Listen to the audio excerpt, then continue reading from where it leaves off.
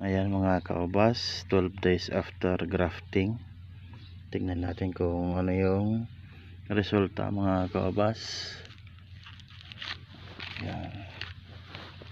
Gaya natin itong tinali kong plastic.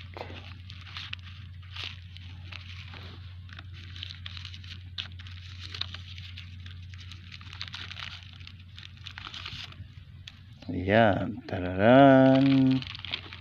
Ayun o, successful mga kaubas. Ang ganda nung sumuloy na bagong sanga. Yan, so ang gagawin natin ngayon, itong tumubo dito sa kanyang rootstock, tanggalin natin. Yan, para mag-focus lang yung nutrients dito sa kanyang bagong sanga dito sa ating dinugtong, para mas mabilis siyang lumaki. Yan mga kaubas.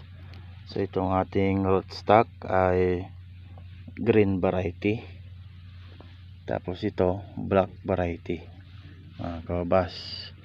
So itong plastic na nakabalot dito mga kaubas, huwag muna natin aalisin.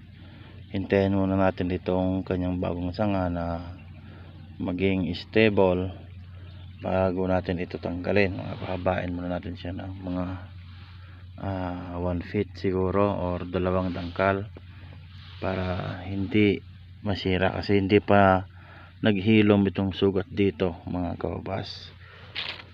At kapag nabasayan ng ulan ay maaring magkaroon ng problema. So yan, nakapag-apply ako ng fertilizer kanina at nagdagdag din ako ng mga organic na materials.